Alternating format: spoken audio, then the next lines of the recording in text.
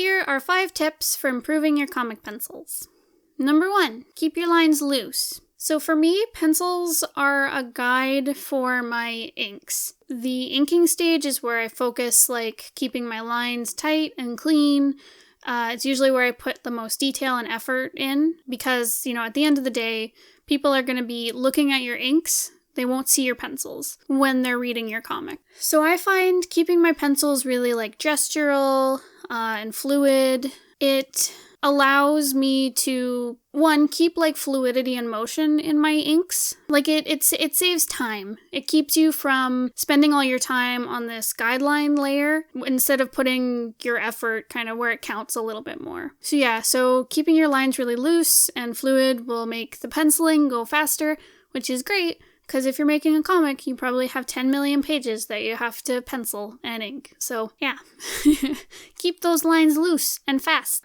Number 2, be detailed in your pencils, but not so detailed that you're wasting time. Along the same lines of keeping your pencils loose, don't worry too much about capturing every single little detail. You want to make sure you put in important details and backgrounds and stuff, but don't worry too much about adding every single texture and pattern and little itty bitty fine details, because that can all come when you're inking. It's a waste of time when you're penciling. You really should just be putting down the gesture and the composition and structure for your inks, rather than basically inking twice.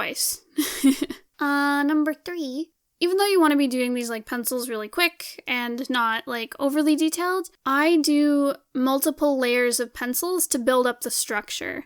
So I find usually when I do say 1 layer of pencils, my inks tend to feel flat and, static and boring, whatever. The inks basically suffer if I don't have that structure built up of say the volume or the expression or the pose of the character. Sometimes I'll redo pencils just to make sure that the composition is on point. And I keep each of these layers that I'm building up of pencils pretty quick. They shouldn't take more than a couple minutes each. But I find adding more layers on top adds understanding to the form that I'm trying to draw.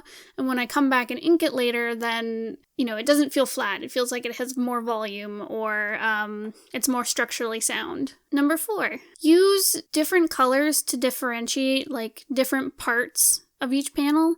So for example, draw your background in one color, so say red or something, and then draw your characters in blue. And, depending on how complicated the panel is, you can use multiple colors to differentiate different characters, the foreground, the background, say your grid lines for your perspective are one color, and then the actual details of the background are another color. I find it really helps me parse through, say a really detailed panel and kind of understand where my lines are going a bit more, because when you're doing these really loose gestural drawings, it can get a little confusing as to what's what. It's oh, is that part of the character or is it part of the background? What was this again?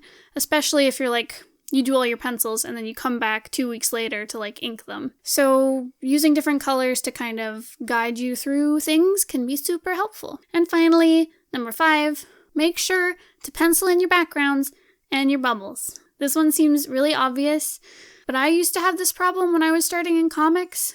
I was really focused on the characters and their expressions that I would kind of breeze over the backgrounds and be I'll save that for when I'm inking. And the compositions really suffered. Or I'd leave the bubbles until I had the panel completely finished and then I'd add bubbles in and be oh wait, I don't know where to put this without breaking the composition. So yeah, always make sure to put in everything that's important to the composition when you're penciling, because it'll make your job so much easier and it'll make your compositions way better. So I hope everyone found that helpful, because yeah, it took a lot of trial and error to learn some of this stuff. It sounds really obvious now that I say it, but when I was starting in comics, I was I don't know what I'm doing. Thank you so much for listening. If you have any questions, please leave a comment down below. I'll see you guys next time. Goodbye!